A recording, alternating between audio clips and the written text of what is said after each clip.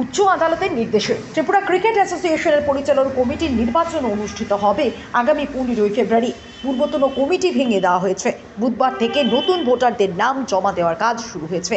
বিভিন্ন মহকুমা থেকে 18 জন এবং টিসিএ স্বীকৃত ক্লাবগুলো থেকে 14 জন ও টিসিএর আজীবন সদস্য থেকে একজনের নাম আসবে।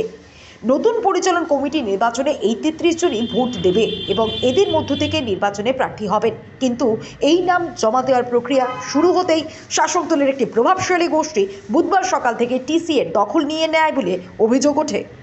সেই খবর বৃহস্পতিবার দৈনিক সংবাদে প্রকাশিত হয়। খবর প্রকাশিত হতেই বৃহস্পতিবার সকাল থেকে টিসিএ প্রাঙ্গণে পুলিশ ও সিআরপিএফ জওয়ানদের মোতায়েন করা হয়। কিন্তু প্রশ্ন উঠেছে, ভেঙে দেওয়া পূর্বতন কমিটির সভাপতি তপন লোধের টিসিএ অফিসে অবস্থান করা নিয়ে তিনি নিজেও একটি ক্লাবের প্রতিনিধি হিসেবে নাম জমা দিয়েছেন। শুধু তাই নয়, তিনি নিজেও নির্বাচনে প্রতিদ্বন্দ্বিতা করবেন, এমন চাই খবর। যদি তাই হয় তাহলে তিনি টিসিএ অফিসে বসে আছেন কেন? এই নিয়ে বিভিন্ন মহলে উঠছে প্রশ্ন। বৃহস্পতিবার দেখা গেল বিজেপির রাজ্য সাধারণ সম্পাদক অমিত রক্ষিতকে নাম জমা দিতে। বৃহস্পতিবার দুপুর পর্যন্ত খবর নিয়ে জানা গেছে 27 জনের নাম জমা পড়েছে। ইউনাইটেড ফ্রেন্ডসের হয়ে আমি প্রতিনিধিত্ব করছি, সেই কাগজে জমা দিলাম টিসিএ অফিসে। কোন পোস্টে রয়েছে?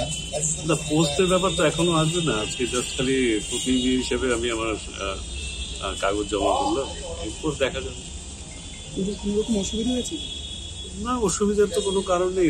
পত্রপত্রিকায় দেখেছিলাম, কিন্তু আমার তো এসে তা মনে হয়নি। আর মানিক সাহার সরকার আমার মনে হয় না এমন কিছু করার কেউ সাহস পাবে। এত নিচু স্তরে নেমে এসে ক্রীড়ার আঙিনায় দাস পালন করার ক্ষমতা দেখানো, আমার মনে হয় কোনো ভুল বোঝাবুঝি হতে পারে, এমন হওয়ার তো কথা না।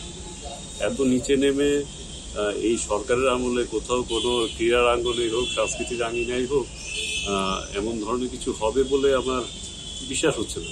অভিযোগ শোনা যাচ্ছে কয়েকজন জায়গার থেকে তারা জমা দিতে পারছে না। না, আমিও এসে শুনেছি কয়েকজন তো আমার সঙ্গেও এসে জমা দিয়েছে।